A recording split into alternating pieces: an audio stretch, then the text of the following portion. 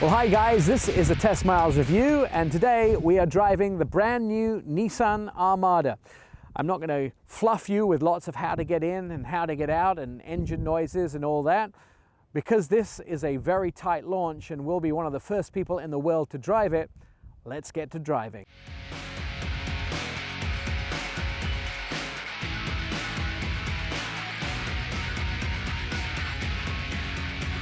Hi guys, welcome to another Test Miles review. This time we are in the brand new Nissan Armada. This was shown at the Chicago Auto Show for the first time in February, and now we have the opportunity to test drive it. We are in Carmel by the sea. California. Not like a big bowl of caramel. No, not caramel, Carmel, and it's very, very foggy, so you'll have to enjoy the best B-roll that we can get.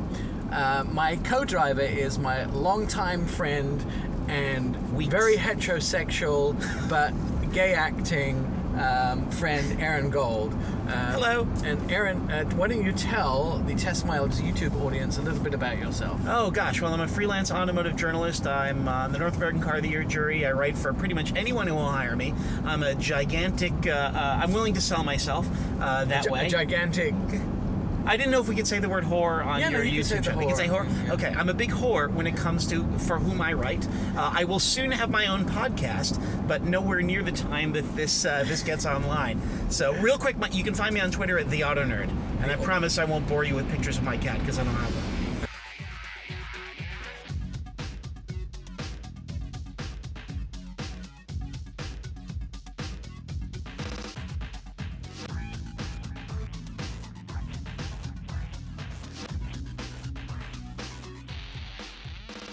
So 6 out of 10 vehicles in the United States happen to be light trucks. That's trucks, pickup trucks, SUVs. Doesn't include things like 18-wheelers. So we have gone back to being a truck nation, probably because gas prices are so low. This year, Nissan will have 5 new trucks or SUVs. That's in the 12-month cycle, and that's pretty big for them. They're doing really well. They're in the top 5 in a lot of the categories, and they make vehicles for individual use, like working trucks for somebody who might just use it as a working truck, but they also make a lot of family vehicles. They have everything from this Armada at the top end right down to the Rogue at the bottom end. So how big is the segment that the Armada is in? 250,000 vehicles are sold in the US every year that are the Armada size, and that includes things like the Chevy Tahoe and a bunch of others, but doesn't include the luxury segment. And 57% of people are new to the segment of buying the full-size SUV, and 85% of people who buy the Armada have never owned an Armada before. So they only generally have 15% of people who come back to buy the Armada. But remember, people who have vehicles of this size tend not to lease. They buy them and they keep them for about 15 years. And they're saying this is a very loyal segment, so once somebody comes in, once they have somebody coming in as an Armada buyer, there's a really good chance that they're going to stay with another Armada. Absolutely.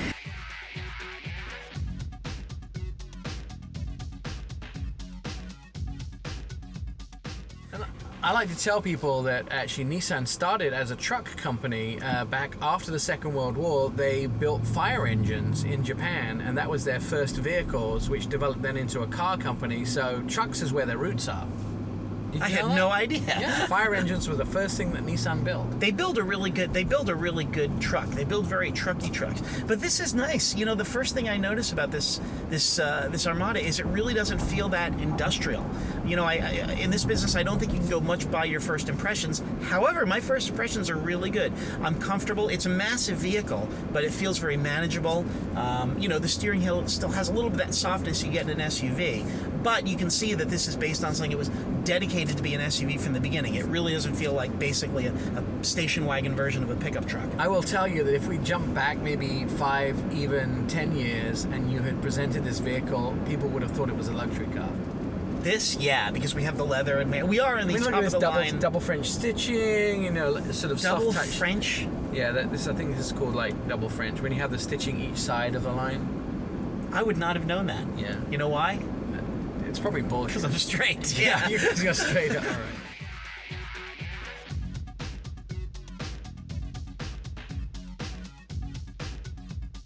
So on the exterior, taking a look at this car, it's a premium. It's very bold and aggressive on the exterior. The V-Motion grille at the front. It has interesting fender vents, and it has LED lights, and that includes daytime running lights, front lights, and rear lights. Nissan are calling this Year of the Truck for themselves because they have so many trucks and SUVs. The thing that makes me laugh is that it's the same thing that Mercedes say about them. It was Year of the Truck for them too. You know what makes me laugh? What? You're talking like an Englishman. Oh. You said Nissan R. I actually think that's proper. It's one of my favorite things about British English. Ford are doing this. Yes. So yeah, you know what this lacks that the old Armada had, in my opinion?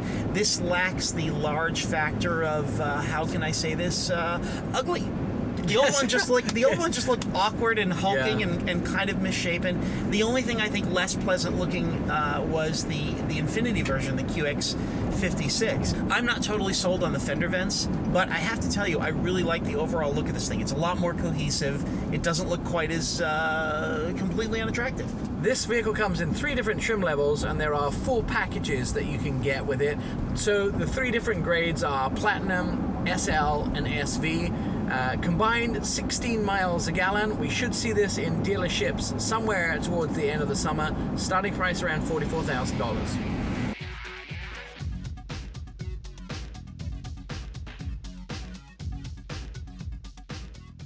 Let's talk about the interior style. Aaron touched on it a little bit.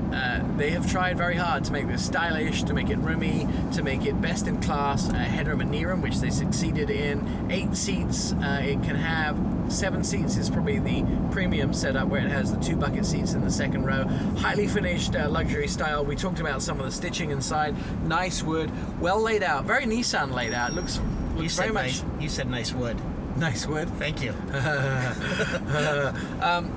It looks very Nissan though. They're same sort of things as they normally have. The optional bird's eye view, 360-degree cameras, lots of parking sensors, those type of things. But the buttons and the interior to me looks like a Nissan. The one thing I am baffled about, CD player. 1980s crept back into this car. I understand the cassette deck is optional. Yes. It is a little weird to see a CD player, and you can't see this in the camera, but they've lined it in chrome. Yes. You say, hey, look, CD player. Right. Yeah, I that's wonder. a little old-fashioned. You know, one of the things I really, in a big vehicle, one of the nice things about a vehicle this large and this wide is you have a lot of real estate on the dashboard. So I always look at how they make use of that space. And I think at the lower part of the dashboard for the stereo, they've done a good job.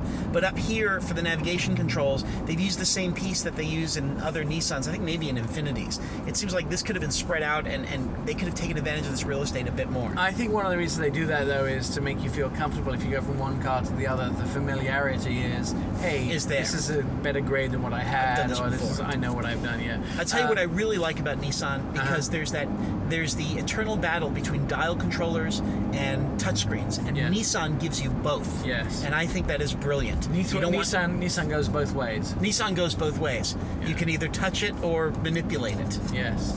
I like to be both, touched and manipulated. So I've heard.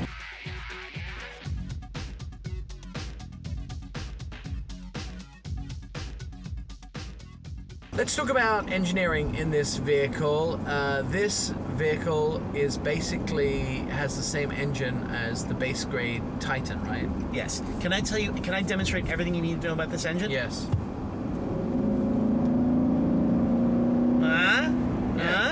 Oh, my lane's ending. I need to move over. So we get to come on these ride and drives. We get a few minutes with the car to do these little teasers, I would say, and we try to give you as much information as possible.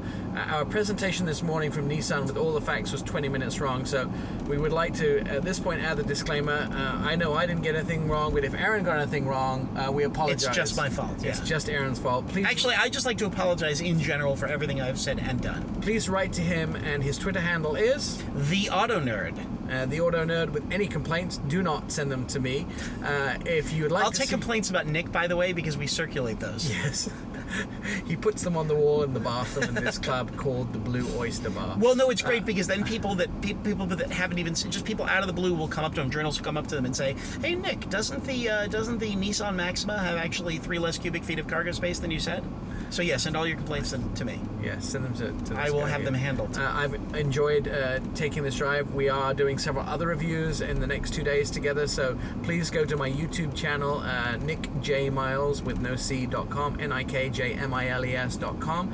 Facebook, you can go to Nick Miles on Facebook, again, Nick with no C, and also follow me at Twitter. And thank you all for being part of this, as this was our first drive of the brand new Armada, and we will post immediately so you can see the beauty, the luxuriousness, and the two fools that were allowed to drive it.